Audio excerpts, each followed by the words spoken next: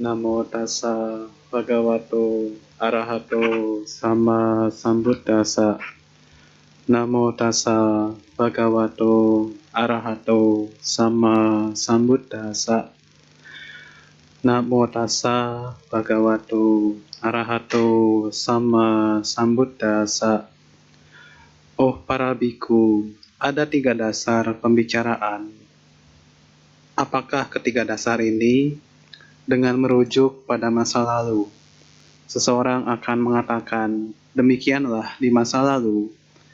Dengan merujuk pada masa depan, seseorang akan mengatakan, demikianlah di masa depan. Dengan merujuk pada masa sekarang, seseorang akan mengatakan, demikianlah sekarang di masa kini.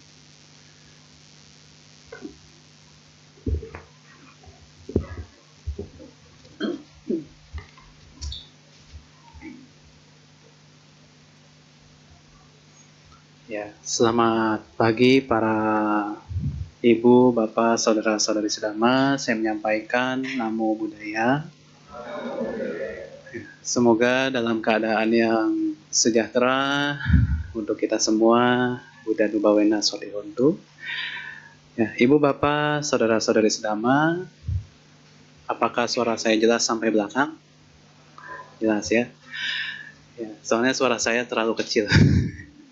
Ya, pada kesempatan pagi hari ini saya akan menyampaikan tentang topik yang menjadi sebuah kebiasaan kita ketika kita bertemu dengan berbagai macam orang, berbagai macam karakter, berbagai macam manusia pada umumnya.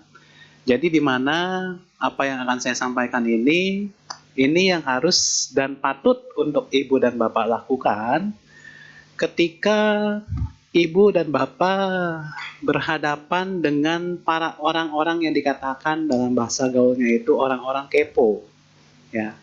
Orang-orang yang ingin tahunya tuh tinggi, tetapi dia pada dasarnya ingin mencari kelemahan orang lain. Ya. Jadi di mana di zaman kita saat ini kan semua berdasarkan pengamatan saya selama ini bahwa setiap orang itu bisa mempunyai mata pencarian yang benar dari berbicara. Ya, ketika seseorang bisa bermata pencarian yang benar, mempunyai pekerjaan yang layak, pekerjaan yang sesuai, dan juga bertemu dengan banyak relasi klien-klien di luaran sana sesuai dengan cara berbicara dia. Jadi di mana ibu bapak saudara-saudari sedama di sini dikatakan bahwa saya merujuk pada salah satu sutta yang dikatakan sebagai katha. Ya, katha itu sama seperti patha atau gatha. Katha itu dikatakan kata-kata yang baik, kata-kata yang terpuji, kata-kata yang dikatakan di dalam dasar punya Kriawatu itu dikatakan sebagai kata-kata yang lemah lembut dan penuh tata krama, atau yang dikatakan sebagai pisunawaca. Ya. Ya, jadi di mana ketika ibu bapak saudara-saudari bersedama bisa bertemu, berjumpa dengan berbagai macam jenis karakter orang, Sang Buddha sebenarnya sudah menetapkan di dalam kata Watu Sutta ini bagaimana setiap orang itu bisa mengucapkan yang namanya ucapan-ucapan yang benar sesuai dengan dhamma, ucapan-ucapan yang terpuji sesuai dengan karakter manusianya. Karena di zaman sekarang ini banyak orang yang dari ucapan langsung mengarah ke ibu jari. Ya, tahu kan maksud saya? Ketika seseorang mulai mengetik handphone, ibu jarinya sudah mengetik duluan. Kondisi kesadarannya belum tahu lagi sedang mengetik atau enggak. Itu yang terkadang mesti kita harus hati-hati. Makanya ibu bapak saudara-saudari sedama, di sini dikatakan bahwa ada yang dikatakan sehubungan dengan dasar pembicaraan. Oh para biku, bahwa berbicara itu dikatakan jika orang ini ditanyai, ya, jika orang ini ditanyai dan memahami sebuah pertanyaan harus dengan tegas. Jika dia dikatakan tidak tahu, ya tidak tahu. Jika dia dikatakan mengetahuinya, ya dia mengetahuinya. Bahwa di sini dikatakan bahwa seseorang yang ketika ditanya dia harus menjawab dengan memberikan perbedaan, baik perbedaan secara istilah atau alasan. Ya. Jadi ketika seseorang ini misalkan ditanya sesuatu oleh orang lain, kalau dia memang nggak mengetahuinya, jawab dengan benar. Jangan sampai dia menjawab dengan kata-kata yang berdusta, kata-kata yang tiba-tiba untuk memecah belah. Ini yang terkadang harus kita hati-hati.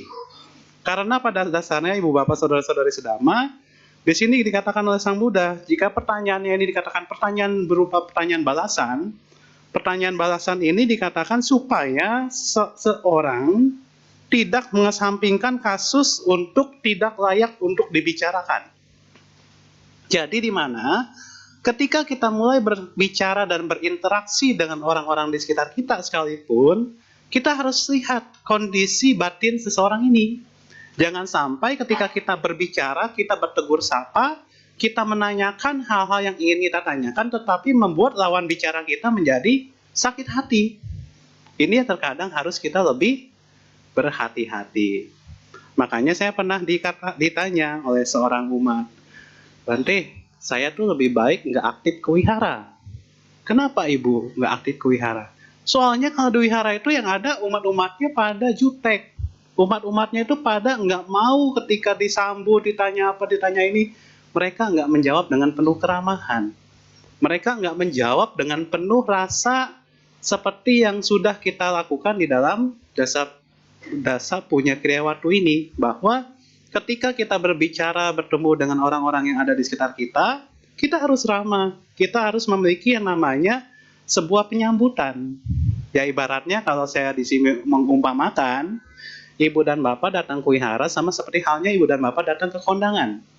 Kalau Ibu dan Bapak datang ke kondangan, yang menyambut kan keluarga, pagar ayu. Ya, ada yang ganteng-ganteng, ada yang cakep-cakep, kan seperti itu.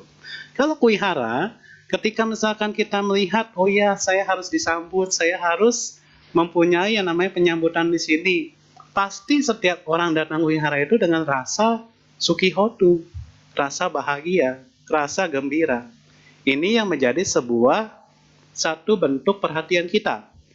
Makanya di mana Ibu Bapak Saudara-saudari sedama, di sini dikatakan oleh Sang Buddha bahwa tetapi jika orang yang ditanyai suatu pertanyaan harus dijawab secara tegas, bahwa dengan secara tegas dia mengatakan, apapun yang memberikan sebuah perbedaan harus memberikan sebuah perbedaan dalam hal sudut pandang. Jadi di mana memang setiap orang itu memiliki yang namanya sudut pandang yang berbeda dengan orang lain. Dan nggak bisa disamakan antara sudut pandang satu dengan sudut pandang lain. Maka ketika orang yang memang sudah punya sudut pandang A, dia nggak bisa mengikuti sudut pandang kita, ya sudah kita nggak boleh memaksakan kehendak hati kita. Ini yang menjadi satu bentuk pemahaman kita. Makanya Ibu Bapak Saudara-saudari sedama, Sang Buddha juga mengatakan bagaimana jika ia ditanyai suatu pertanyaan yang dijawab untuk seseorang yang bisa memberikan pertanyaan yang dikatakan pertanyaan balasan di sini, jangan sampai pertanyaannya ini menjadi debat kusir. Terkadang kan kita kalau misalkan di grup WhatsApp, grup sosial media, karena adanya debat kusir sehingga itu membuat kita menjadi ingin memiliki pernyataan-pernyataan yang membenarkan. Ini pun kita harus hati-hati. Karena di sini berkenaan dengan yang namanya sebuah tanda kutip. Apakah itu dari sumber atau opini atau satu bentuk alasan dia untuk dia bisa berbicara. Makanya Ibu Bapak Saudara-saudari sedama, Sang Buddha mengatakan bahwa ketika seseorang memiliki sehubungan dengan pembicaraan yang benar, para biku, maka seseorang dapat memahami bagaimana yang layak dan tidak layak untuk disampaikan. Kalau dia mengatakannya ini tidak layak untuk disampaikan, tetapi dia tetap menyampaikan hal ini, berarti dia masih dikuasai oleh yang namanya moha, yaitu kesesatan batin dia. Jadi kalau moha itu di zaman sekarang bukan dikatakan sebagai kebodohan batin, tapi bagaimana seseorang ini bisa tersesat oleh gaya dan gestur dari yang namanya sebuah realita karakteristik dia yang menjadi sebuah habit atau kebiasaan dia. Makanya Ibu Bapak Saudara-saudari sedama, seseorang yang dikatakan di sini sebagai posisi lawan, maka dia harus memiliki strategi. Jadi di mana setiap orang yang dikatakan memiliki strategi untuk berbicara, dia harus mengatakan dia tidak akan mempertahankan sesuatu yang ia ketahui. Tetapi ia bisa menerima sesuatu yang ia terima dari orang lain, berupa itu informasi baru atau informasi yang belum dia ketahui. Ini yang menjadi satu bentuk kebenaran. Makanya di mana Sang Buddha mengatakan bahwa Jika itu sesuatu pertanyaan yang dikatakan untuk bertahan sehubungan dengan alasan dia, posisi dia dengan posisi lawan dia harus memiliki yang namanya sebuah pernyataan. Pernyataan ini pernyataan yang sesuai dengan kekonkretan data atau fakta, atau itu hanya sebatas sebuah kebohongan. Ini yang menjadi sebuah pembicaraan kita, bahwa seseorang yang berdasarkan pernyataan yang benar, maka ia harus mempertahankan sebuah pernyataannya ini. Sehingga di mana ketika seseorang ini dikatakan layak untuk dibicarakan, ucapan dia ini bukan ucapan omong kosong. Ucapan dia ini bukan ucapan berkenaan dengan gosip. Ucapan dia ini bukan ucapan berkenaan dengan menghujat atau mencaci maki. Makanya di mana Ibu Bapak Saudara-saudari sedama, kita saat ini kan semua sudah bergantung kepada yang namanya gawai, sudah bergantung dengan yang namanya gadget. Bagaimana cara kita dengan menggunakan gadget dan gawai kita ini bisa mendapatkan informasi-informasi yang akurat, informasi-informasi yang bukan berdasarkan hoax atau berita-berita yang tidak nyata. Makanya Ibu Bapak Saudara-saudari sedama, di sini dikatakan oleh Sang Buddha, jika seseorang ini sehubungan dengan pembicaraan yang dikatakan dapat dipahami dengan layak, maka bagaimana seseorang ini bisa menjawab dengan cara menghindar. Jadi di mana ketika kita memang tidak mengetahui berita-berita itu, ya kita lebih baik menghindar. Menghindar dalam artian kita nggak menjawabnya atau kita diam. Jadi di mana zaman sekarang ini kan kita sudah berkenaan, misalkan mau lihat berita-berita di YouTube, berita-berita di TikTok, berita-berita di sosial media seperti Instagram. Karena orang yang sedang live untuk jualan, misalkan jualan kan dengan berbagai macam promosi. Jualan dengan berbagai macam keuntungan. Bukannya keuntungan buat diri dia, tetapi keuntungan buat para konsumen dia. Jadi di mana apa yang dibicarakan itu memang sesuai dengan kenyataan. Bukan hanya sesuai dengan yang namanya kebohongan. Ya, makanya di sini Ibu Bapak Saudara-saudari sedama, bagaimana Sang Buddha mengatakan kepada para biku bahwa sesuatu yang layak untuk dipertanyakan dan sesuatu yang layak untuk didiskusikan pada dasarnya haruslah berkenaan dengan topik yang relevan, bukan topik yang tidak relevan. Jadi di mana ketika kita misalkan membicarakan sesuatu diskusi dengan orang lain sekalipun, ya jadi di mana topik-topik ini jangan sampai memperlihatkan kemarahan kita. Kita terkadang berbicara dengan orang lain, berbicara dengan lawan bicara kita atau interaksi kita, bahwa jangan sampai ketika kita berbicara dengan orang lain di sekitar kita itu ada muncul kemarahan. Kalau sudah muncul kemarahan, maka Sang Buddha mengatakan ini akan senantiasa menjadi sebuah kedengkian dan kebencian seseorang tersebut. Sehingga kekesalan muncul dan tidak akan adanya kasus yang memangnya tidak layak untuk dibicarakan. Jadi di mana biasanya setiap orang itu kalau berbicara sudah kesal duluan bawaannya, kesal dengan tetangganya, kesal dengan teman dekatnya, apalagi teman dekatnya ini membocorkan rahasianya dia. Kita harus tahu di dalam Sigala Wada Sutta pun kan dihindari bahwa teman yang senantiasa membeberkan keburukan kita. Karena kita sudah tahu, oh iya, saya diingatkan lagi oleh yang namanya proses hiri dan otapa. Saya punya rasa malu, saya punya rasa takut untuk melakukan sesuatu kekeliruan. Makanya di mana Ibu Bapak Saudara-saudari sedama, di sini dikatakan oleh Sang Buddha bahwa haruslah kita bisa menghindar dengan cara apapun supaya mengalihkan diskusi pada topik yang tidak relevan dan dikatakan kasus ini tidak layak untuk dibicarakan. Ya, jadi kalau kita memangnya sering bertemu dengan orang-orang yang memangnya punya masalah hidup atau orang itu mempermasalahkan kita, ya memang lebih baik kita menghindar daripada kita bertemu dengannya tetapi adanya kekesalan, adanya kebencian.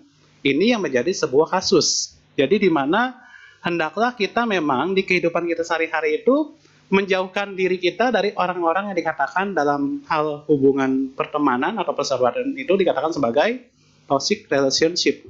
Ya, jadi di mana ini yang harus kita ketahui, bagaimana cara kita untuk bisa berbicara sehingga di sini Sang Buddha mengatakan lagi bagaimana supaya setiap orang itu berbicara bagaimana caranya agar apa yang layak dan apa yang tidak layak untuk dia pahami. Dan juga dia berbicara dengan berbagai macam sebuah pertanyaan, tetapi pertanyaannya ini dikatakan oleh Sang Buddha menangkapnya dengan sebuah membanjiri pertanyaan ini dengan cara menggilasnya. Jadi terkadang ada orang yang ketika bertanya itu menyerang, ya. Kalau pertanyaan ini menyerang, menggilasnya, atau dikatakan pertanyaan ini mengejeknya, ya maka ini dikatakan pertanyaan yang memangnya menangkap dengan adanya kekesalan diri dia. Ya. Jadi kalau dia sudah punya kekesalan, akan punya kesalahan. Mau dia menyalahkan orang lain atau menyalahkan orang yang ada di sekitar dia. Ini yang berkenaan dengan pembicaraan yang tidak layak.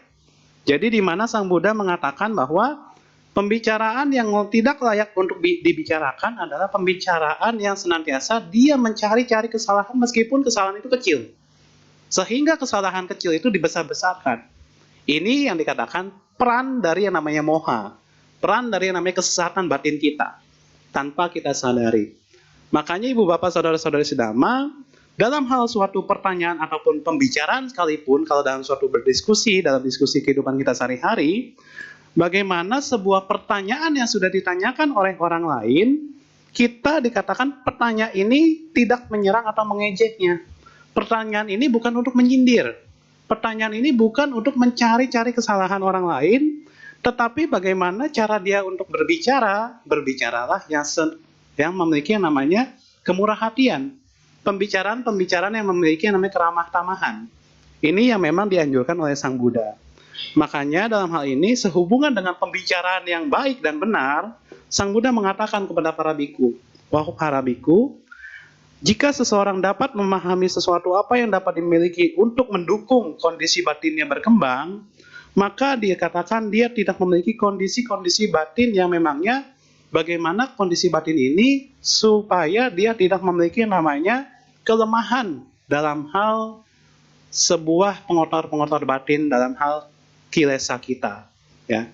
Jadi Sang Buddha itu sudah mengatakan kepada kita semua bahwa ketika sesuatu kondisi sebagai pendukung yang dikatakan bagaimana setiap orang itu bisa menyimak sebuah hal-hal yang kita bicarakan, dengan adanya menyimak hal-hal yang kita bicarakan, maka inilah yang akan mendukung sebuah pemahaman dan pengertian benar kita semakin muncul. Atau dalam Dhammacakkappavattana Sutta dikatakan sebagai panya, yaitu adanya pemahaman benar atau adanya pandangan benar dalam kehidupan kita sehari-hari. Sehingga setiap orang tidak memiliki namanya pandangan keliru. Makanya ibu bapak saudara-saudari sedama dikatakan bahwa sesuatu yang mendukung kondisi-kondisi kehidupan kita saat ini harus dimiliki oleh seseorang yang memangnya memiliki kondisi pendukung secara langsung. Ya, kalau kondisi pendukung secara langsung dalam kehidupan kita siapa? Ya, dalam kehidupan ibu dan bapak tentu keluarga atau kalyanamita, sahabat-sahabat yang baik, sahabat-sahabat yang tidak merugikan kondisi batin ibu dan bapak semua. Sehingga dalam hal ini ibu dan bapak akan memahami satu hal, di mana ketika seseorang suatu saat meninggal dunia, dia akan memiliki yang namanya sahabat-sahabat yang patut untuk dikenang. Ya. Jadi di mana dalam hal ini ketika seseorang yang memiliki pengetahuan-pengetahuan dhamma dalam kehidupannya, dia akan senantiasa sepenuhnya memahami suatu hal bahwa ketika dia meninggalkan satu hal yang merugikan diri dia ataupun orang lain di sekitar dia, ia akan merealisasi sebuah kebebasan. Kebebasan dikatakan yaitu kebebasan dari yang namanya kilesa. Kebebasan dikatakan kebebasan sejati atau nibbana. Makanya ibu bapak saudara-saudari sedama, Sang Buddha di sini mengatakan ada 7 jenis pembicaraan, ada 7 jenis diskusi, ada tujuan dan kondisi pendukungnya untuk ibu dan bapak bisa menyimaknya. Jadi di dalam Kathavatta Sutta itu Sang Buddha sudah mengatakan ada 7 macam jenis, ya, 7 macam jenis pembicaraan yang layak untuk ibu dan bapak bicarakan. Yaitu di mana yang pertama, ketika mereka berbicara dengan niat untuk bertengkar, maka dia akan senantiasa kokoh di dalam pendapatnya. Jadi dia nggak akan melihat pendapat orang lain, tetapi dia hanya berdasarkan pendapatnya dia sendiri, sehingga ini akan menggembung dengan penuh keangkuhan tanpa dia sadari. Jadi di mana kalau dia sudah kekeh dengan pendapatnya dia dan punya keangkuhan dalam dirinya dia, maka di sini dikatakan tidak mulia para biku. Kenapa? Karena ia ingin selalu menyerang dengan penuh moralitas yang tidak benar. Karena kita tahu Kalau dalam hal berbicara, kalau orang yang punya keangkuhan, ini akan melanggar sila keempat, ya. Jadi di mana dengan pelanggaran sila yang keempat inilah dikatakan mereka akan mencari celah untuk menyerang satu sama lainnya. Ini yang mungkin nanti akan terjadi ketika tahun 2024 yang dikatakan sebagai pesta demokrasi. Makanya Ibu dan Bapak, kenapa di sini saya mengatakan ini sebagai bekal untuk Ibu dan Bapak untuk kedepannya, bahwa bagaimana cara kita bisa memiliki pertemanan, persahabatan yang sesuai dengan Dhamma, bahwa di sini dikatakan juga, ini yang tadi yang pertama, jadi yang pertama adalah ketika orang berbicara dengan niat untuk bertengkar. Itu yang pertama. Kedua adalah mereka berbicara untuk saling bersenang-senang ketika lawan mereka berbicara dengan buruk dan melakukan kesalahan. Jadi terkadang kalau kita bertemu dengan orang di sekitar kita, kita tuh merasa senang kalau orang tuh berbuat buruk. Ya, itu pun suatu bentuk kedengkian kita sebenarnya. Makanya di mana dalam hal ini, ketika seseorang dengan berbicara dengan sangat-sangat buruk, maka dia akan melakukan kesalahan dan di mana mereka akan mudah sekali bergembira di dalam kebingungan orang lain. Ya, jadi di mana dengan cara-cara ini dikatakan dengan adanya kebingungan, kekalahan orang lain, dia akan merasa senang. Padahal para mulia di sini tidak terlibat dalam pembicaraan yang demikian. Ya, makanya dikatakan para bante pun nggak boleh untuk ngegosip. Ya, kalau bante itu ngerumpi, bante itu ngegosip, ya sama aja sama seperti halnya umat awam, kan seperti itu. Makanya di mana Ibu Bapak Saudara-saudari Dhamma, yang ketiga adalah jika seseorang berbicara, ketika dia ingin berbicara itu penuh kebijaksanaan. Bagaimana setiap orang itu berbicara ketika dia bisa bertemu dengan orang lain di sekitarnya, ia mengetahui pada waktu yang tepat bagaimana dia bisa menjawab pertanyaan-pertanyaan dengan benar dan tanpa mengesampingkan sebuah alasan. Jadi di mana seseorang yang dengan penuh kebijaksanaan dia menjawab sebuah pertanyaan, di sini dikatakan tanpa adanya pertengkaran dan keangkuhan. Kalau seseorang berbicara tanpa ada pertengkaran dan keangkuhan, sudah pasti seseorang di sini akan mengucapkan kata-kata ucapan yang dilatih oleh para mulia. Jadi di mana ucapan-ucapan yang dilatih oleh para mulia, yaitu yang berhubungan dengan dhamma dan maknanya. Jadi ketika para bijaksanawan pun berbicara itu harus menggunakan kata-kata yang tidak mudah menggunjing atau mencela para orang lain di sekitarnya. Makanya di mana di sini Bu Bapak Saudara Dhamma, yang keempat adalah di mana setiap orang haruslah berbicara untuk tidak sombong dan agresif. Ya, kalau dia sudah berbicara dengan sombong dan agresif, maka muncul kesadaran-kesadarannya ini untuk memiliki pikiran yang membanggakan diri dia.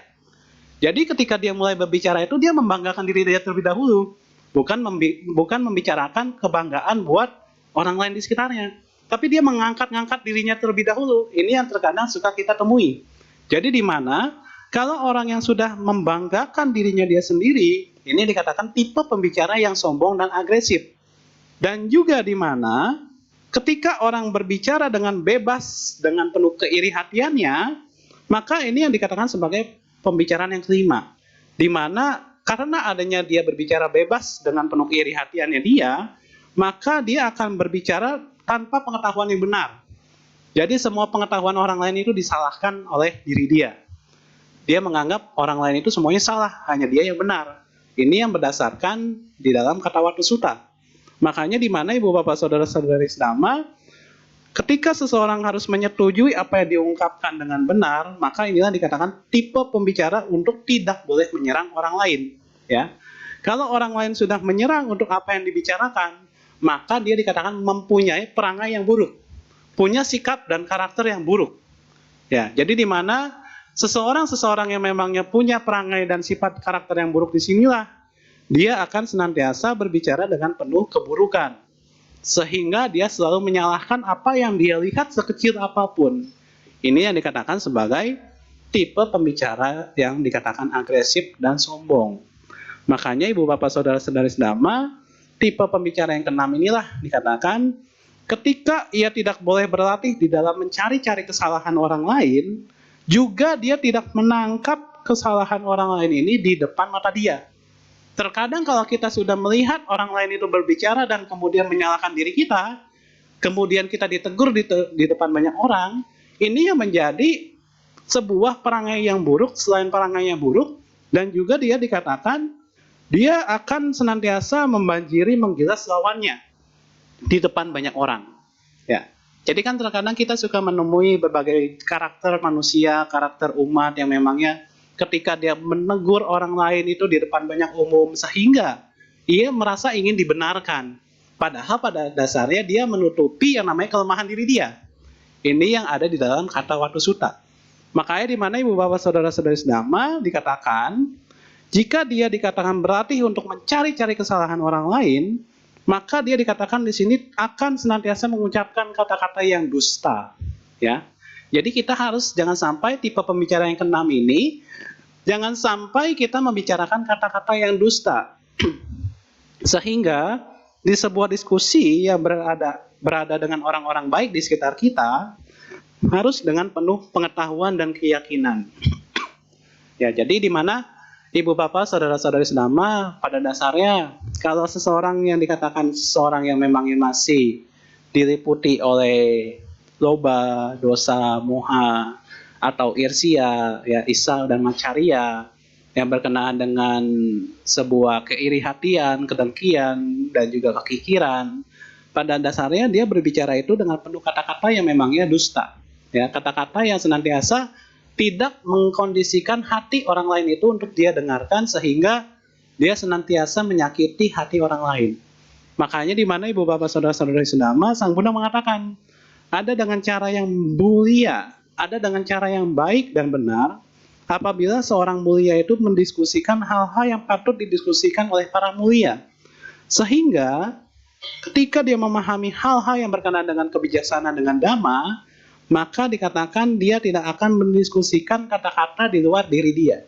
Dia tidak akan mendiskusikan ucapan-ucapan yang berkenaan dengan omong kosong, ucapan-ucapan yang berkenaan dengan memfitnah atau menyalahkan hati orang lain. Dan juga di sini Sang Buddha mengatakan, dengan keempat metode formula inilah yang dikatakan bahwa ketika seseorang mendiskusikan sebuah pertanyaan harus dijawab dengan tegas, ya. Jadi kalau kita misalkan menjawab sebuah pertanyaan dari orang lain, kita nggak tegas, kita nggak lugas, kita nggak berdasarkan fakta, ya ini dikatakan apakah yang dikatakan sebagai kondisi yang tidak kekal. Kemudian seseorang mengatakan, ya semua kondisi itu adalah kekal, padahal tidak kekal. Jadi di mana seseorang itu harus menjawab untuk memberikan perbedaan. Bahwa dikatakan, apakah yang ia lihat adalah tidak kekal, ini berkenaan dengan penglihatan di dalam kondisi kesadaran dia. Dan bagaimana setiap orang bisa membedakan bahwa apa yang dia tanyakan dalam kehidupannya sehari-hari ini, jangan sampai membuat batin dia menjadi bocor. Ya, kalau membuat batin dia menjadi bocor dalam tingkah laku dia, maka dia tidak mengatakan yang dikatakan sebagai berkenaan dengan dhamma, berkenaan dengan kebenaran. Ya, jadi di mana ibu bapak dan saudara-saudari sedama, kita harus berhati-hati dalam hal berbicara supaya apa?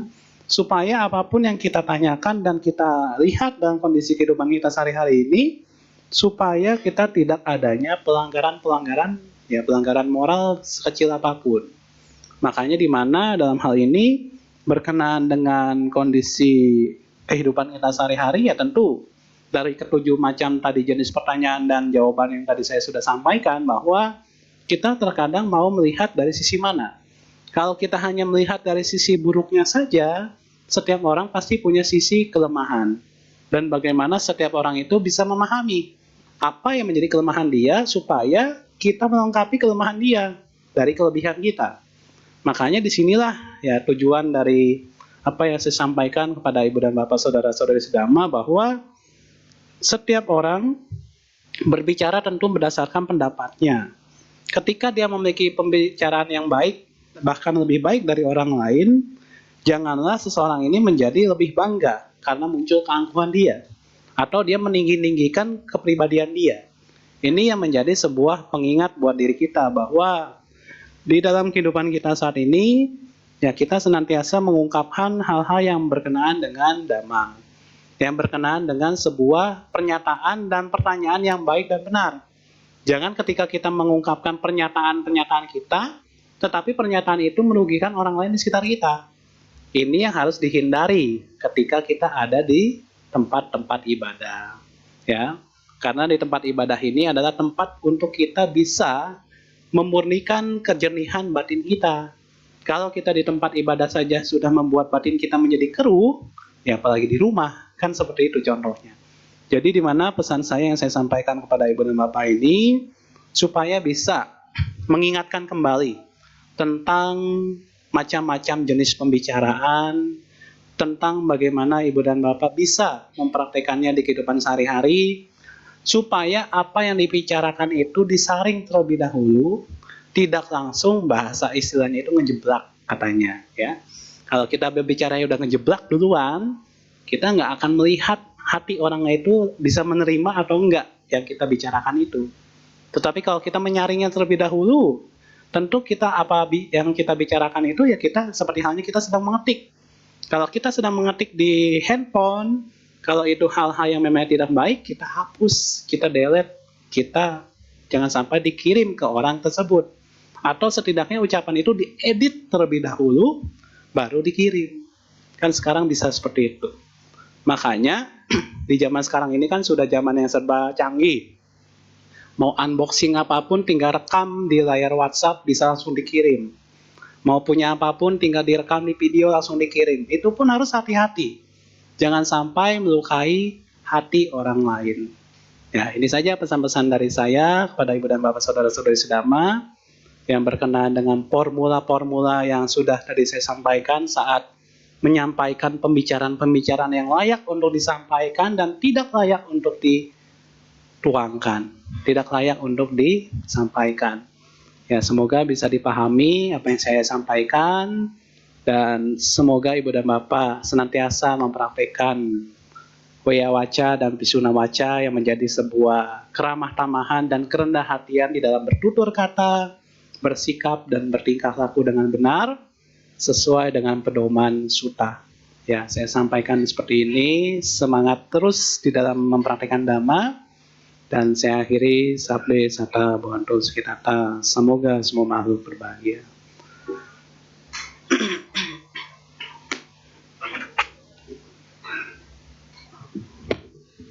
Terima kasih Bante atas Dhamma Desananya. Bante, saya mohon izin untuk masuk ke sesi tanya jawab.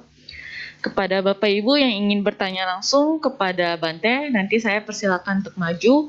Dan untuk Bapak Ibu yang ingin bertanya secara tertulis, dapat menuliskan pertanyaannya di kertas dan pena yang sudah disediakan di kursi depan Bapak Ibu. Nanti sambil kita bernyanyi akan saya mengelilingi dengan salah untuk mengambil pertanyaan yang masuk. Sambil menunggu pertanyaan yang masuk, marilah kita bernyanyi bersama sebuah lagu yang akan dibawakan oleh petugas. Saya persilakan.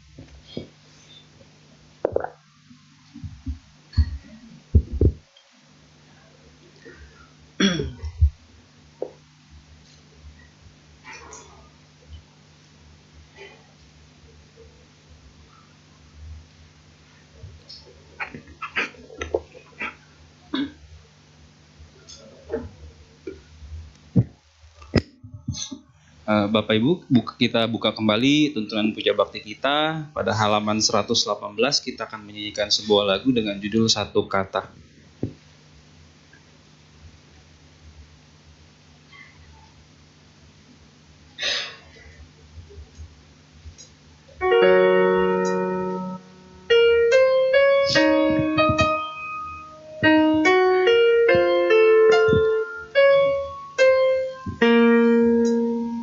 Satu kata tentang Dharma lebih berarti dari segenggam permata. Begitu dalam isi dan makna hingga mampu damaikan dunia.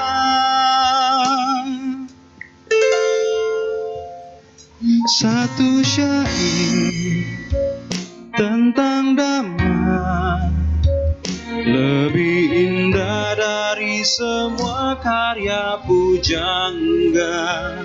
begitu indah, merasuk jiwa, menumbuhkan meta dan karuna.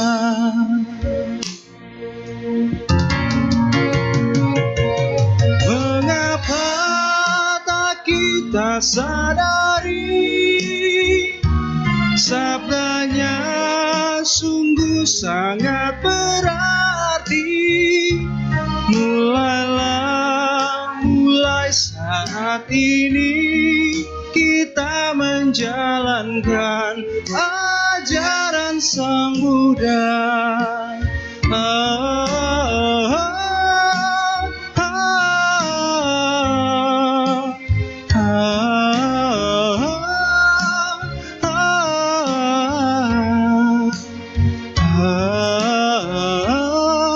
Kita menjalankan ajaran Sang Buddha.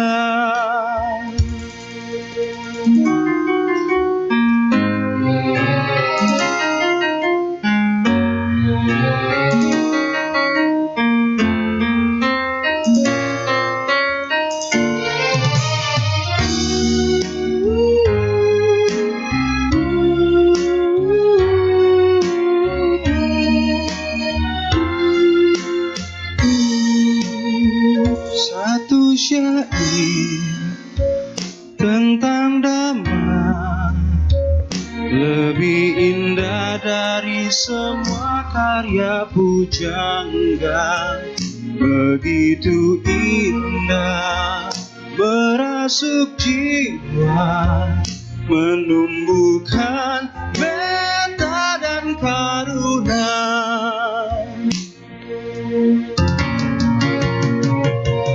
Mengapa tak kita sadari, sabdanya sungguh sangat berarti. Mulai saat ini kita menjalankan ajaran Sang Buddha. Tak kita sadari, sabdanya sungguh sangat berarti. Mulai saat ini kita menjalankan ajaran Sang Buddha.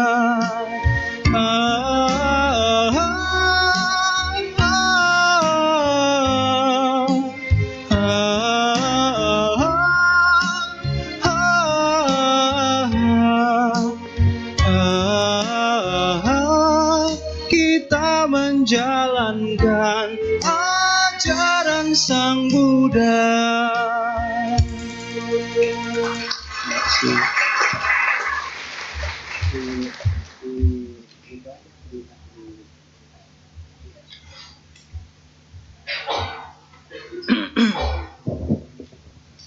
Terima kasih Bapak Ibu yang sudah menyiapkan pertanyaan.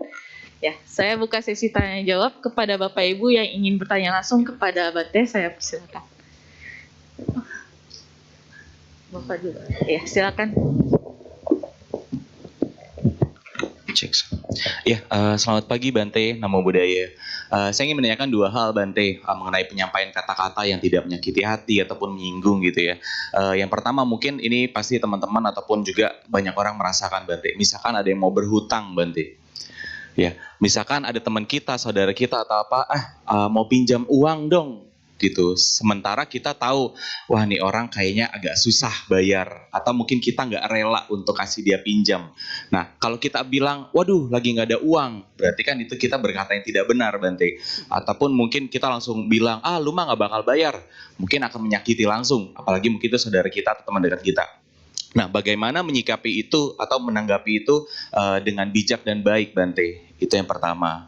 Yang kedua ialah bagaimana kita menyampaikan atau memberi masukan kepada orang-orang yang lebih tua, lebih senior, lebih punya jabatan, lebih punya prestasi, Bante. Sementara mungkin mereka-mereka, apalagi di Indonesia ini ya, berlaku sistem hierarki bahwa, wah, saya yang tua masa dikritik sama yang muda, atau saya orang tua kamu loh, masa dikasih tahu atau dinasihati sama anak sendiri gitu. Padahal mungkin bukan berarti mereka yang senior itu selalu benar gitu Bante. Tapi kita benar-benar intentionnya atau etikata ingin memberi masukan, ingin dia juga tidak seperti itu gitu. Karena wah udah banyak orang yang berkata nih seperti itu gitu.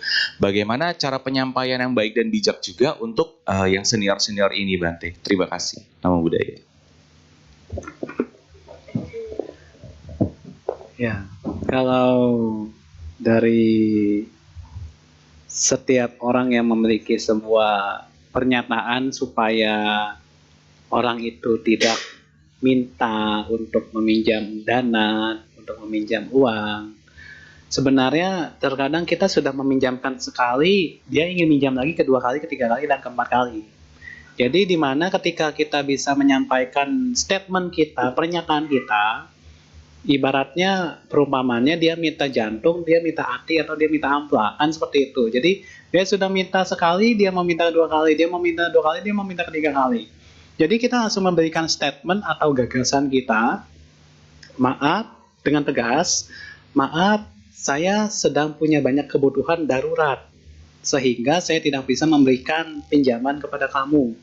Silahkan kamu meminjam kepada orang yang lebih tepat, karena saya sudah berkali-kali dipinjamkan dan akhirnya kamu tidak bayar, kan seperti itu. Jadi ketika setiap orang punya cara dia ketika dia berbicara untuk caranya ini membuat orang lain itu tepat sasaran, pasti dia nggak akan minjam lagi. Jadi itu yang dikatakan dengan tegas. Jadi kita kalau misalkan berbicara pun ketika kita menutupi kelemahan kita itu pun tidak benar. Karena apa? Nantinya dia orang ini akan terus-terusan minjam uang kepada kita. Ini yang harus kita tegaskan. Seperti halnya waktu lalu saya punya orang tua. Orang tua saya dipinjamkan dana untuk, maksudnya ada orang yang ingin meminjam dana kepada orang tua saya. Ya orang tua saya langsung menyampaikan, maaf, saya pun sedang punya banyak kebutuhan dan sudah banyak pengeluaran. Jadi saya tidak bisa memberikan pinjaman kepada kamu. Langsung tegas. Kalau kita terus akhirnya kita sendiri dimanfaatkan, kan seperti itu nggak baik juga. Ya, jadi seperti ini yang pertama. Kemudian yang kedua, apabila kita bertemu dengan orang-orang yang lebih senior atau secara di tingkat derajat secara atasan kita saat kita dunia pekerjaan itu atau dunia jabatan di perusahaan ini, cara kita yang paling tepat adalah kita ketika memangnya sudah dianggap kecil oleh diri mereka, kita nggak perlu untuk minder. Atau yang kedua, apabila kita dianggapnya yang paling, ya bisa dikatakan paling muda, paling junior, ya kita jangan berkecil hati, tetapi di mana kita memang bisa punya relasi lagi yang lebih dari itu. Jadi Bapak bisa mencari relasi juga yang memangnya setara dengan atasan kita, tetapi dia baik sama kita. Kalau memang orang ini sudah tidak bisa satu jalan sama kita, satu visi, satu misi sama kita. Memang terkadang di dunia perusahaan seperti itu. Karena apa? Karena misalkan bos kita memberikan tugas banyak kepada bawahannya.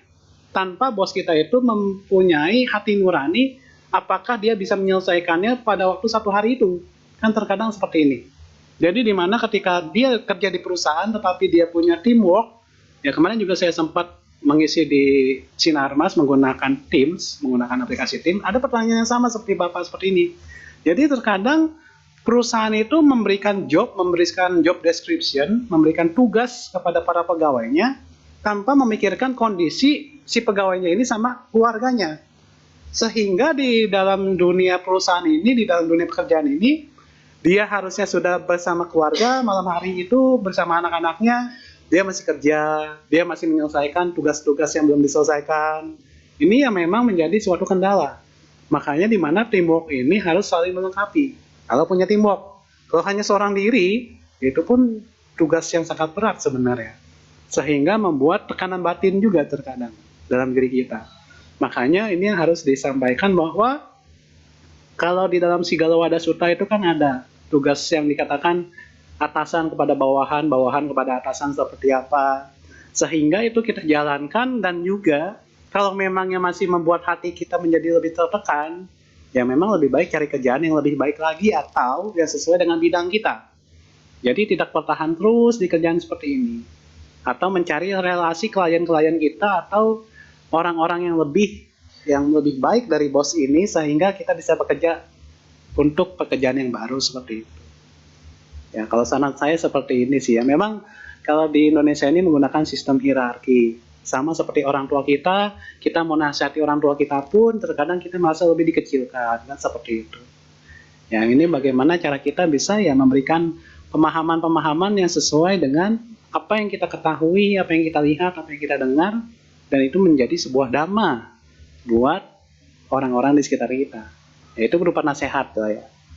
Tapi kalau misalnya memang nggak bisa dirubah, ya sudah. Kita nggak bisa merubah diri dia. Kita hanya memberikan masukan ini kayak gitu. Ya. Kayaknya topiknya menarik ya, banyak sekali berarti. Terima kasih Bante atas jawabannya. Kemudian Bapak ingin bertanya langsung kepada Bante, saya persilakan.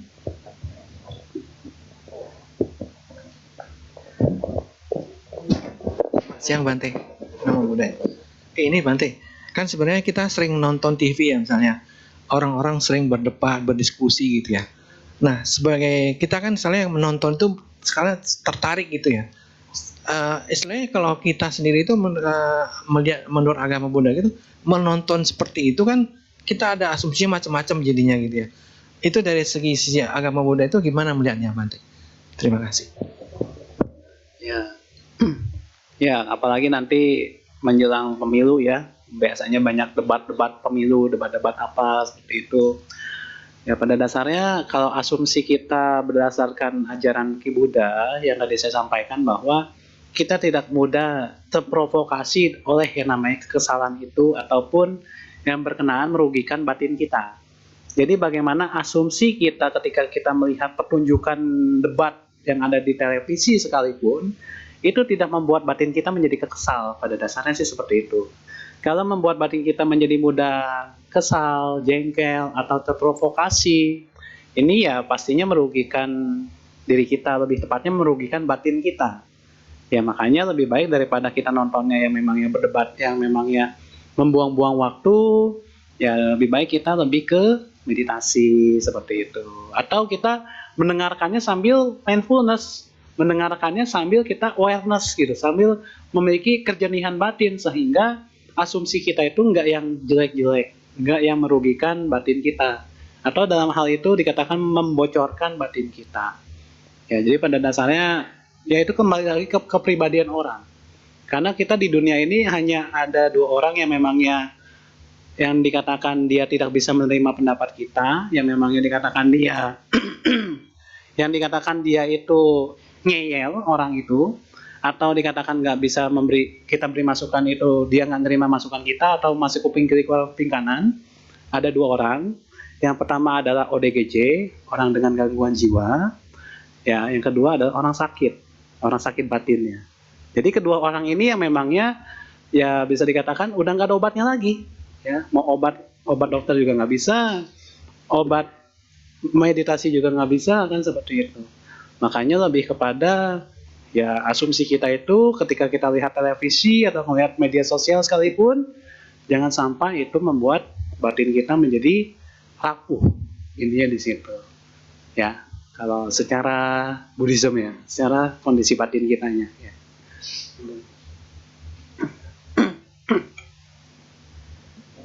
Terima kasih Bante. Selanjutnya saya masuk ke sesi tanya jawab yang dari kertas Bante. Ada berapa? Banyak. Ada sekitar 8 kertas. Tapi ini saya izin untuk menggabungkan beberapa pertanyaan yang mirip-mirip ya Bante. Pertanyaan yang pertama, bagaimana menghadapi orang yang toksik? Tapi hal ini terjadi di dalam keluarga. Kalau orang lain mungkin bisa kita hindari, tapi kalau di dalam keluarga, apakah kita harus menghindari juga? Kemudian pertanyaan yang terkait juga, bagaimana kita menghadapi orang yang meninggikan egonya, dan hal itu suka memancing emosi kita sendiri. Dan menghadapi itu, apakah kita boleh untuk berbohong atau menghaluskan kata-kata demi menjaga perasaan seseorang? Terima kasih, Bante. Ya, kalau menghadapi sebuah keluarga yang memangnya terkadang dia lebih ingin pendapat dia, atau dikatakan keluarga yang toksik, keluarga yang memangnya dikatakan lebih lebih baik dia hidup merantau, ya. Jadi kan terkadang ada orang yang karena keluarganya nggak cocok, akhirnya dia hidupnya merantau. Ya, lebih baik memang tidak bertemu dengan orang-orang yang seperti itu sih. Jadi daripada dia bertemu dengan keluarganya dia, tetapi dia selalu disalahkan atau dia dicari-cari kesalahannya, kan itu nggak baik juga. Sehingga itu akan menjengkelkan diri dia. Ya, daripada itu ya memang lebih baik misalkan dia hidupnya seorang diri. Kan kalau di dalam Dhammapada itu ada, di dalam Dhammapada, apabila dia tidak hidup sesama dengan yang satu frekuensi dia, dengan satu karakter dia, lebih baik dia hidup seorang diri bagaikan seekor gajah mengasingkan diri di hutan. Jadi seperti itu. Daripada dia hidup berkumpul bersama satu keluarga, tetapi keluarga ini nggak saling mendukung. Ya, lebih baik dia hidup merantau seorang diri, tetapi dia menunjukkan kesuksesan dia. Kan seperti itu banyakan. Dan yang kedua, apabila di dalam sebuah persahabatan antar satu dengan lainnya masih menunjukkan egonya, ya lebih baik kita pun jangan sampai mengata-ngatai orang itu, atau setidaknya kita tidak terpancing oleh emosionalnya dia. Jadi di mana ya lebih baik ya yang tadi saya sampaikan, misalkan masih kuping kiri, keluar kuping kanan, dan juga nggak terprovokasi dalam sama seperti pertanyaan Bapak yang tadi, bahwa ketika kita melihat saluran-saluran media-media sosial itu pun kita harus benar-benar dengan penuh sati sampajana, dengan penuh kemawasdirian dan kewaspadaan kita supaya batin kita nggak lengah. Ya, batin kita nggak lengah. Itu salah satu praktek Pancadhamma. Jadi ketika kita bisa mempraktekkan Pancadhamma dengan Pancasila Buddhis dengan penuh keseimbangan, maka dalam kehidupan kita ini nggak akan terombang-ambing oleh yang namanya samsara, dengan yang namanya sebuah penderitaan itu sendiri. Makanya dimana kalau dalam hal persahabatan sekalipun, kalau dia menghadapi persahabatan yang toxic relationship, lebih bagus ya kita mencari lebih, ya itulah yang dikatakan kita itu bagaikan hujan di mana-mana. Kita mau berbuat baik dimanapun dan membuat batin kita menjadi jernih, itu lebih baik daripada kita mau berbuat baik di tempat A, tetapi tempat ini nggak mendukung sebuah kemampuan dan skill kita, keterampilan kita. Jadi dimanapun kita bisa berbuat baik, lakukan selagi masih sehat, daripada kita mau berbuat baik sudah menggunakan tongkat, kan itu lebih sengsara. Ya, jadi seperti ini saran saya, khususnya menghadapi sahabat-sahabat yang memangnya merugikan diri kita secara batin. Kalau sudah merugikan kita secara batin, ya lebih baik kita tinggalkan. Atau yang tadi saya sampaikan, ibaratnya kita itu hujan di mana-mana, atau awan yang memangnya awan tanpa hujan, sehingga kita bisa kemana saja bisa tertiup oleh angin, kan seperti itu. Ya, jadi seperti ini jawabannya. Terima kasih, Bante. Apakah kita boleh berbohong, Bante, buat menjaga perasaan orang lain? Lebih tepatnya bukan berbohong, tapi menghindar aja sih. Menghindar. Terima kasih, Bante. Pertanyaan yang berikutnya terkait dengan informasi yang hoax. Bagaimana cara kita menegur teman kita sendiri dalam menerima hoax yang maksudnya tidak benar untuk kita terima. Kemudian bagaimana juga kalau seseorang memarahi atau berkata tegas di hadapan banyak orang, apa yang harus kita lakukan, Bante? Terima kasih. Kalau untuk menghadapi berita-berita hoax, tentunya kan kita harus sesuai dengan fakta yang ada di dalam sebuah berita tersebut. Jadi kalau kita melihat berita-berita hoax di media sosial sekalipun, ya kita pun harus bisa menganalisa Dhamma itu sendiri, menganalisa secara cara kita melihat berita-berita media tersebut supaya tidak terpancing. Dan yang kedua apa tadi? Kalau Kalau ada seseorang yang berkata tegas kepada kita di hadapan banyak orang, apa reaksi kita? Reaksi apa yang perlu kita tunjukkan, Bante? Reaksi apa yang perlu kita tunjukkan? Kasih cabai rawit. Kita bawa cabai. Nih, ucapan kamu seperti ini ya. Ya, jadi kita kasih perumpamaan seperti itu.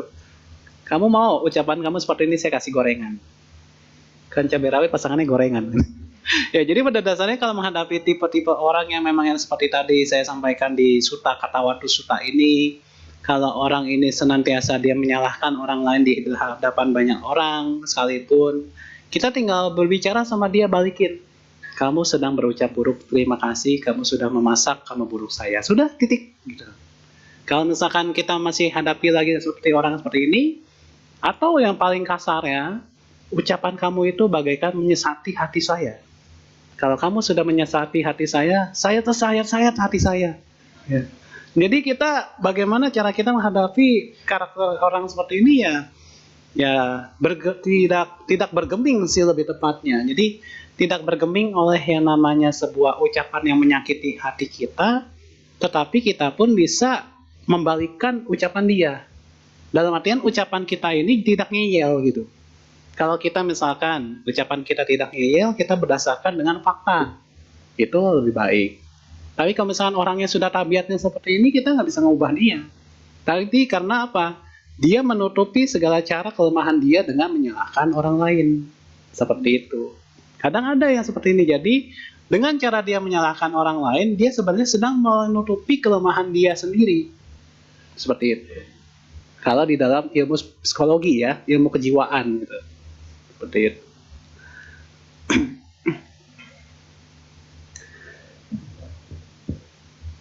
Pertanyaan yang berikutnya, Bante. Saya mengenal dekat seseorang seperti tipe yang ke-6 yang tadi diuraikan oleh Bante.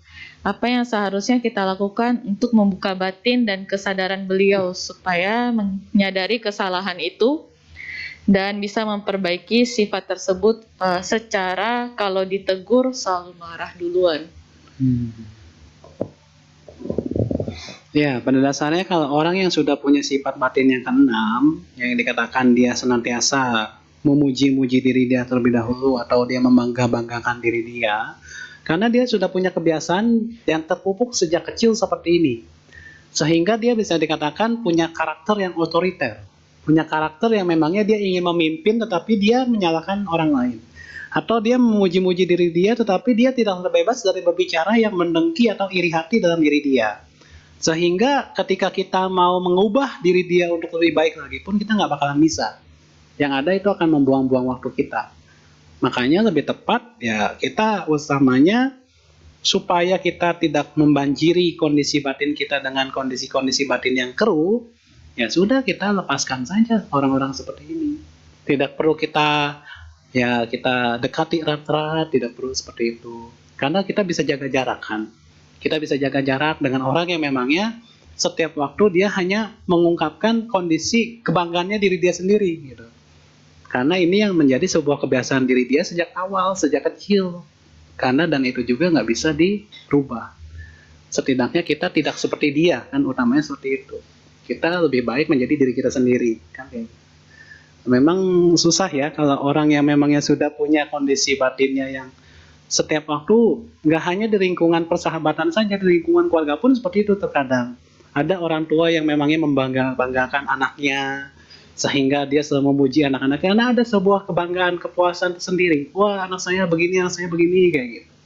Ya kita pun nggak perlu terpancing secara batinnya kita menjadi keruh, batin kita menjadi kok orang begini banget sih ya kan. Jadi kita jangan sampai seperti itu. Ya. Baik, terima kasih Bante. Pertanyaan terakhir ini saya gabungkan kembali Bante. Ini menurut saya pertanyaannya menarik. Yang pertama, jika kita berteman dan bertanya kabar dan teman tersebut menganggap kita dengan pikiran positif, maka kita dianggap peduli. Tapi kepada yang pikirannya negatif, kita dianggap caper. Atau padahal kita bermaksud baik, apa yang perlu kita lakukan? Pertanyaan yang kedua, ini sedikit unik Bante. saya ingin meminta pendapat Bante bagaimana menghadapi bos yang selalu memaksa kita untuk ikut ibadah agamanya. Padahal saya sudah sering bilang bahwa saya memeluk agama yang berbeda. Saya tidak ikut ibadah, malah bos tersebut kesal dan tersinggung. Saya sendiri juga jadi kesal. Bagaimana menurut Bante? Terima kasih. Banyak ya keunikan di dalam hidup ya. Ya. Ya. Kalau yang berkenaan dengan tipe pertemanan jika kita dianggap negatif padahal kita nggak negatif, ya utamanya tunjukkan hal-hal yang baik di hadapan dia. Tunjukkan hal-hal yang bermanfaat di hadapan dia, dan tunjukkan cara kita supaya kita nggak dinilai caper oleh diri dia. Kalau kita masih dinilai caper oleh diri dia, ya ruginya diri dia sendiri, karena kita nggak menjadi orang yang seperti itu. Ya, dalam artian yang dikatakan dalam bahasa gaulnya itu orang yang kepo, orang yang inginnya kepengen dia itu merasa lebih diakui keberadaan dia, sehingga merasa diri dia itu sebenarnya nggak benar seperti itu. Jadi pada dasarnya kalau orang yang memangnya padahal dia maunya aktif, tetapi ternyata dia dipandangnya negatif atau dipandangnya caper, ya salah dia sendiri. Kita nggak perlu terpengaruh oleh orang-orang tipe seperti ini. Karena apa yang kita lakukan berdasarkan kebaikan, bukan berdasarkan keburukan. Dan untuk menjawab pertanyaan yang kedua, jika di sebuah perusahaan kita dipaksa untuk beribadah sesuai dengan keyakinannya, saya rasa bosnya itu punya gangguan mental. Ya, jadi kalau orang yang memangnya punya gangguan mental kan ya kayak yang tadi saya sampaikan, orang dengan gangguan jiwa ya. Jadi bukannya kita di sini ngomong kasar ya. Jadi di mana kalau orang dia memangnya dia punya pemahaman dia harus nurut sesuai agamanya, berarti dia memaksakan kehendak kebebasan hak kewajiban orang lain dong. Dan itu kan kayak ada deh di undang-undang. Penistaan agama kan. Penistaan agama karena apa? Karena dia mengajak dengan penuh paksaan supaya dia beribadah sesuai keyakinannya. Ya bisa aja misalkan kalau misalkan ikut sesuai dengan keyakinannya, ya setidaknya tidak terpengaruh secara kitabnya dia gitu. Ya kita cukup menghormati misalkan ketika dia sedang membaca Injil atau apa gitu. Ya kita menghormati kebebasannya dia, tetapi kita juga nggak terpengaruh oleh diri dia. Biasanya kalau saya ketemu hal-hal seperti ini di rumah sakit ya. Kadang kalau di rumah sakit ketika ada orang yang sedang sakit, dijenguk oleh para beda keyakinan dan akhirnya dikasih ya ayat-ayat seperti itu, dikasih ajaran-ajaran seperti itu, ya kita sebenarnya tidak terpengaruh. Karena kita apa? Sesuai dengan keyakinan kita. Atau ketika si bosnya ini mulai mengajak kita, ya kita membaca buku parita aja, tinggal buka buku parita halaman berapa. Jadi dia itu mau ngajak kita udah parita duluan. Nah, seperti itu. Kita punya berbagai cara, ya. Karena parita kita pun kan kecil ya. Jadi kalau misalkan bos kita udah mengajak kita, ya bisa kita menggunakan parita. Atau cara kedua, kalau kita menggunakan kalung, saat bos kita itu sedang mengajak kita langsung keluarin kalung kita sambil baca parita namo tassa bhagavato arahato sama sambuddhassa. Jadi seperti itu. Ya, tujuannya apa sih? Tujuan kita itu supaya oh iya, bos saya tuh ngajak saya tetapi saya lebih punya taktik gitu. Saya lebih punya kecerdikan saya. Jadi berbagai cara. Atau yang ketiga, lebih serem lagi. Yang ketiga misalkan kalau ibu dan bapak suka dikasih ya, mantra ya. Kan kalau biasanya umat Buddha itu senang dengan yang namanya mantra atau ya ketashu gitu. Ketashu. Jadi ketika bosnya itu sedang mau ngajak di depan kita langsung ngeluarin ketashunya, kertas mantranya. Kamu mau saya tempel di jidat kamu kayak gitu. Itu lebih lucu lagi jadi. Ya memang pada dasarnya kita nggak perlu menerangkan hal-hal yang memangnya memaksakan kehendak diri kita gitu. Jadi ya itulah berbagai cara kita. Jadi kalau kita menemui tipe-tipe orang bos apalagi atasan kita seperti ini ya bisa dengan cara-cara seperti itu. Atau kita mengembangkan cinta kasih, ya. Kalau kita mengembangkan cinta kasih, ketika kita mengembangkan cinta kasih bagaimana? Kita bawa sebuah catatan kecil, tulisannya Sabe Sata Bwanto Sukitata, ditaruh di depan meja bos kita, pakai bunga. Semoga bos selalu berbahagia. Udah gitu aja. Nanti dia akan nyadar, gitu. Ya, banyak cara sih, karena kita lebih, kan setiap orang tuh punya ide-ide kreatif ya, sehingga itu bisa nolak secara halus diri dia, supaya nggak terpengaruh. Kan pada dasarnya seperti itu. Ya, banyak cara pokoknya. Ya. Seru juga ya kalau punya bos kayak gitu ya. Ya, terima kasih Bante atas ceramahnya dan bimbingannya. Terima kasih juga kepada Bapak Ibu yang sudah bertanya kepada Bante. Dari Bante, apakah ada closing statement yang ingin disampaikan? Mungkin Anumodana Gata aja nanti saya. Ya. Terima kasih Bante. Kami segenap pengurus Wihara Puli Dharma Suka dan umat yang telah hadir mengucapkan terima kasih Bante atas Dhamma Desananya pada hari ini. Ya, mari Anumodana Gata dulu. Ya, jadi setelah melakukan pendengaran khotbah Dhamma, Dhamma Desana, Dhamma Sawana, diskusi Dhamma, dan Cici duduk saja dulu nggak apa-apa. Ya, silakan untuk melakukan pati dana kepada para leluhur, pada para sanak keluarga yang sudah tiada, dan juga kepada para makhluk-makhluk yang berada di sekitar kita atau yang berada di rumah, di tempat usaha ibu dan bapak semuanya. Semoga dengan kebaikan ini mengkondisikan kebebasan dari penderitaan dan terjauhkan dari mara bahaya. Semoga juga praktek Dhamma ibu dan bapak selalu maju di dalam kehidupan sehari-hari. Saya akan melakukan pembacaan Anumodana Gata. Ya, silakan melakukan pemancaran cinta kasih sayang dan rasa mudita kepada para leluhur, sanak keluarga maupun pada para makhluk yang berada di sekitar kita. Sabba roga winimuto, sabba santa pawacito, sabba wiramati kanto niputo jatuang bawa, sabbitiyo wiwajantu, sabba rogo winasatu, mate bawa tuantarayo suki digayuko bawa, abhiwadana silisa nicang wudha pacayino, cattaro dhamma wadanti, ayu warno sukang, Balang sakatwa buddharatanang osatang utamang warang hitang dewa manusanang buddha tejena sotina nasantu padawa sape duka upasamentu te sakatwa dhammaratanang osatang utamang warang parilahu pasamanang dhamma tejena sotina nasantu padawa sape baya upasamentu te Sakatwa sanggaratanang usatang utamang warang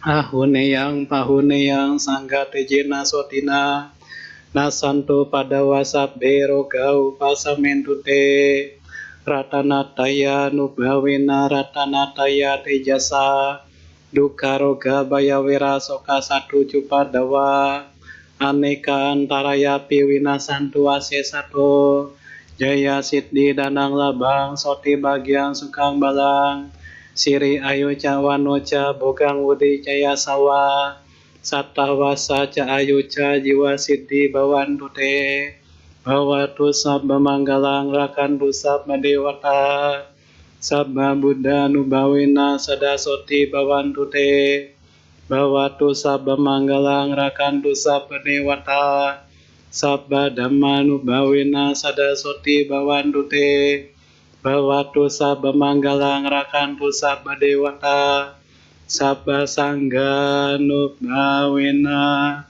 sadasoti bawantu te.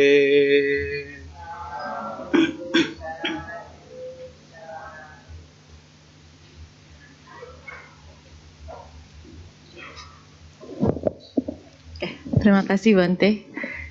Ya, Bapak Ibu, saya persilakan untuk berdiri dan bersikap anjali karena Yang Mulia Bante akan meninggalkan ruang masalah.